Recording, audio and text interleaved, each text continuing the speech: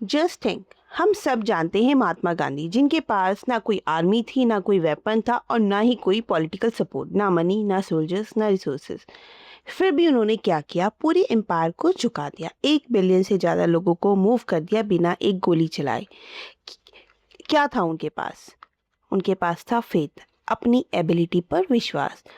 और यही फोर्स है जो आपकी लाइफ में भी हर इम्पॉसिबल चीज़ को पॉसिबल बना सकती है। Hello future stars, welcome back to inner spark. आज हम कवर करने वाले हैं थिंक एंड ग्रो रिच का chapter 4, faith in your ability. And I guarantee इस चैप्टर के बाद आप अपने गोल्स को एकदम डिफरेंटली देखेंगे। नेपोलियन हिल ने इस चैप्टर का सब टाइटल रखा है visualisation of and belief in attainment of desire. और हिल कहते हैं ये थिंक एंड ग्रो रिच का दूसरा सबसे पावरफुल स्टेप है जो वेल्थ और सक्सेस की तरफ आपको ले जाता है। उन्होंने एक बात लिखी जो मुझे पर्सनली बहुत पावरफुल लगी। Faith is the head chemist of the mind. यानी फेथ वो साइंटिस्ट है जो आपके माइंड की लेबोरेटरी में काम करता है। जब आप कोई थॉट सोचते हो और उसमें फेथ की फीलिंग मिक्स हो जाती है तो वो थॉट सीड की तरह आपके सबकॉन्शियस में प्लांट हो जाता है। सबकॉन्शियस वो सीड उठाता है, उसे नर्चर करता है और फिर उस थॉट को रियलिटी में कन्वर्ट करना शुरू कर देता है।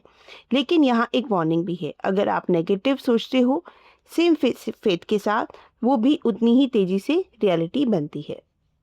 इस चैप्टर का कोर मैसेज एक लाइन में, फेथ एक फीलिंग है जो आप डेलिबरेटली क्रिएट कर सकते हैं प्रैक्टिस के थ्रू। आप फेथ के साथ पैदा नहीं होते, आप उसे डेवलप करते हो। कैसे? ऑटो सजेशन से, यानी अपने आप को बार बार एक बात कहते रहना जब तक आपका सबकॉन्शियस माइंड उसे सच ना मान ले। हिल कहते हैं जो बात आप खुद को बार बार बोलते हो, आपका सबकॉन्शियस इवेंचुअली उसे सच मान लेता है और फिर वो आपको ऑटोमेटिकली उसी डायरेक्शन में ले जाता है। अब इसको प्रूव करते हैं एक रियल साइंटिफिक स्टडी से। एक स्टडी हुई अमेरिकन यूनिवर्सिटी के बास्केटबॉल प्लेयर्स पे।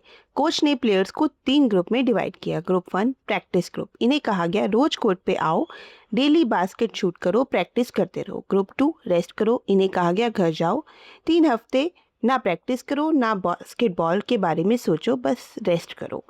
ग्रुप 3 विजुअलाइजेशन ग्रुप, इन्हें कहा गया घर जाओ, प्रैक्टिस मत करो लेकिन रोज अपनी आंखें बंद करो और पूरी विविड डिटेल में इमेजिन करो कि आप परफेक्ट शॉट्स मार रहे हो। बॉल की फीलिंग, बास्केट की साउंड, क्राउड की चीयरिंग सब इमेजिन करो लेकिन कोर्ट पर मत आना। 3 हफ्ते बाद सब प्लेयर्स को कोर्ट पे बुलाया गया। रिजल्ट? ग्रुप 2 जो रेस्ट कर रहा था उनकी परफॉर्मेंस डिक्रीज हो गई। ग्रुप 1 जो डेली प्रैक्टिस कर रहा था उनकी एबिलिटी में मार्क्ड इंक्रीज आई।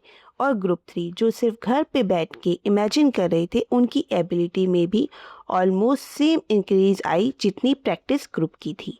सोचो, बिना कोर्ट पे कदम रखे, बिना बॉल टच किए, सिर्फ इमेजिनेशन से उनका स्किल इम्प्रूव हुआ, क्योंकि उनके सबकॉन्शियस माइंड को पता ही नहीं था कि वो प्रैक्टिस कर रहे हैं या सिर्फ इमेजिन।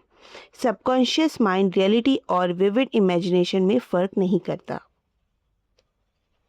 इस एक्सपेरिमेंट का लेसन क्लियर है, जो आप फेथ के साथ क्लियरली इमेजिन करते हो, आपका सबकॉन्शियस उसे रियल मानता है और वो रियल बनाना शुरू कर देता है। इसका प्रैक्टिकल मतलब आपके लिए डेली सिर्फ 10 मिनट्स अपनी सक्सेस को क्लियरली फील करो। अपना गोल, अपनी अचीवमेंट विविड इमेजिनेशन के साथ आप अपने सबकॉन्शियस को प्रोग्राम कर रहे वो सक्सेस के लिए। लेकिन वार्निंग याद रहे, ये बिल्कुल सेम तरह नेगेटिव थॉट्स के लिए भी काम करता है।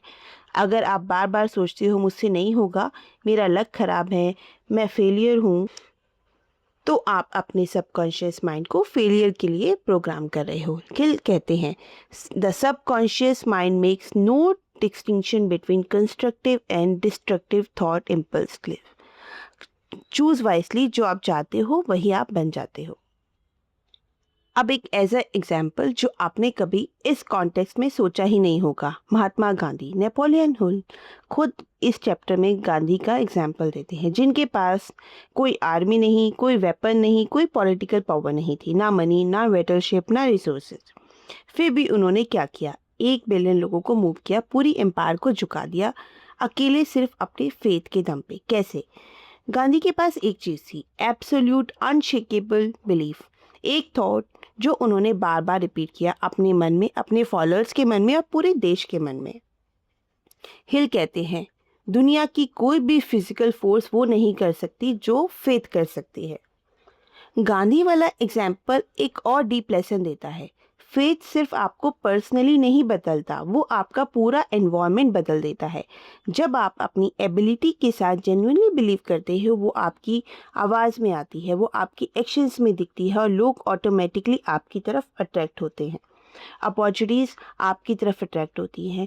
फिर इसको कहते हैं फेथ मैग्नेटाइज योर थॉट। एक मैग्नेटाइज थॉट वीक नहीं रहती, वो दूसरे रिलेटेड थॉट को, दूसरे रिलेटेड पीपल, दूसरे रिलेटेड अपॉर्चुनिटीज को खुद की तरफ खींचती है। इसलिए फेथ सिर्फ आपके अंदर नहीं रहता, वो आपके बाहर की दुनिया को भी रीशेप करने लगता है। अभी तक हमने देखा बास्केटबॉल स्टडी ने साइंटिफिकली प्रूव किया कि विजुअलाइजेशन काम करता है। गांधी ने प्रूव किया कि फेथ सुपर ह्यूमन रिजल्ट दे सकती है। अब मैं आपको एक ऐसी स्टोरी बताऊंगी जिसमें एक सिंगल आइडिया और सिंगल स्पीच ने $400 मिलियन की डील क्लोज कर दी। आज के टाइम में वो अमाउंट होगी अप्रॉक्सीमेटली $12 बिलियन से ज़्यादा। और ये स्टोरी फेथ का सबसे ड्रामेटिक रियल वर्ल्ड प्रूफ है। तो रुके रहना। 12 दिसंबर 1900 न्यूयॉर्क सिटी यूनिवर्सिटी क्लब में एक ग्रैंड डिनर चल रहा था। टेबल पे बैठा था अमेरिका का सबसे powerful banker J Pierpont Morgan. साथ में है dozens of America's most powerful industrialist. आज का खास गेस्ट है एक 30-year-old young man, Charles M Schwab, Carnegie steel company का प्रेसिडेंट। खाना खत्म हुआ और श्वाब खड़ा हुआ। श्वाब ने कोई प्रेजेंटेशन नहीं दी, कोई चार्ट नहीं दिखाया, कोई डाटा नहीं पढ़ा। उन्होंने एक विजन सुनाया। घंटों तक उन्होंने एक ऐसी कंपनी का पिक्चर डिस्क्राइब किया जो अमेरिका की पूरी स्टील डिमांड अकेले पूरी कर सके, जो वेस्ट कंपटीशन बंद करे, दुनिया के बाकी सभी देशों से प्रोडक्शन में आगे निकल जाए। मॉर्गन सुन रहा था, आंखें बंद करके, एकदम स्टिल। एंड में मॉर्गन ने श्वाब को साइड पे बुलाया और पूछा, अगर आप कार्नेग को बेचने के लिए राजी कर लो तो मैं ये कंपनी बनाने के लिए पैसा दूंगा। श्वाब कार्नेग के पास गए। कार्नेग ने एक स्लिप ऑफ पेपर पे अपना प्राइस लिखा, $400 मिलियन। मॉर्गन ने वो स्लिप देखी, हाथ मिलाया एंड बोले डन। उस एक सिंपल से हैंडशेक से यूनाइटेड स्टेट स्टील कॉरपोरेशन बन गई, अमेरिका की पहली $1 बिलियन कंपनी। लेकिन स्टोरी यहाँ ख़त्म नहीं होती। कुछ वक्त के बाद कार्नेग ने मॉर्गन से एक बात कही जो हिस्ट्री की सबसे फेमस लाइन में से एक है, I wish I had asked you for more. और मॉर्गन ने मुस्कुराते हुए जवाब दिया, if you had asked for it you have gotten it. मतलब अगर आपने इससे ज़्यादा मांगा होता तो वो भी आपको मिल जाता। यही है हिल का सबसे बड़ा पॉइंट इस पूरी स्टोरी से। कार्नेग ने खुद की लिमिट पर, थिंकिंग पर लिमिट लगाया। उन्होंने छोटा सोचा, इसलिए छोटा मिला। हिल कहते हैं the giant organisation was created in the mind of one man. एक आदमी का थॉट, एक आदमी की फेथ, 400 मिलियन की रियलिटी। चैप्टर 4 के 3 सबसे powerful lessons. Lesson 1, faith develop करो, बोरो नहीं करो। ऑटो सजेशन से, पॉजिटिव अफर्मेशन से फेथ बिल्ड होती है। ये वीकनेस नहीं, ये साइंटिफिक माइंड प्रोग्रामिंग है। लेसन 2, विजुअलाइजेशन फिजिकली काम करता है। बास्केटबॉल स्टडी का प्रूफ, आपका सबकॉन्शियस माइंड इमेजिनेशन और रियलिटी में फ़र्क नहीं करता। फेथ के साथ जो आप इमेजिन करते हो वो इवेंचुअली रियलिटी में कन्वर्ट होता है। लेसन 3, आपकी थिंकिंग की लिमिट मत लगाओ। कार्नेग ने छोटा सोचा, छोटा मिला। श्वाब ने बड़ा सोचा, एक स्पीच से $1 बिलियन कंपनी बनी। गांधी ने बिलीव किया, एम्पायर झुक गई। आप कितना बड़ा सोचते हो, लाइफ उतना ही देती है। नेपोलियन हिल ने इस चैप्टर में एक लाइन लिखी है, जब आप हारने लगते हैं या काम बिगड़ने लगते हैं तो सिर्फ आपका अटूट विश्वास ही आपको फिर से खड़ा रख सकता है और असफलता को सफलता में बदल सकता है। लेकिन ये डेवलप होती है डेली, एक अफर्मेशन से, एक विजुअलाइजेशन से, एक पॉजिटिव थॉट से। आप जो भी ड्रीम देख रहे हैं, अपना गोल, अपनी ग्रोथ, अपनी लाइफ चेंज करना, उसे अचीव करने का पहला स्टेप है खुद पे फेथ डेवलप करना। क्योंकि जब तक आप खुद पे बिलीव नहीं करते, कोई और भी नहीं करेगा। तो अपनी ड्रीम पे काम करना आज से ही शुरू करो। अगला चैप्टर है चैप्टर 5, ऑटो सजेशन। एग्जैक्टली वो साइंटिफिक टूल जिसे आप अपनी फेथ को डेलिबरेटली ट्रेन करते हो, एक मस्ट वॉच एपिसोड है। अगर आप पूरी सीरीज मिस नहीं करना चाहते, अभी चैनल सब्सक्राइब करो और बेल आइकन प्रेस करो।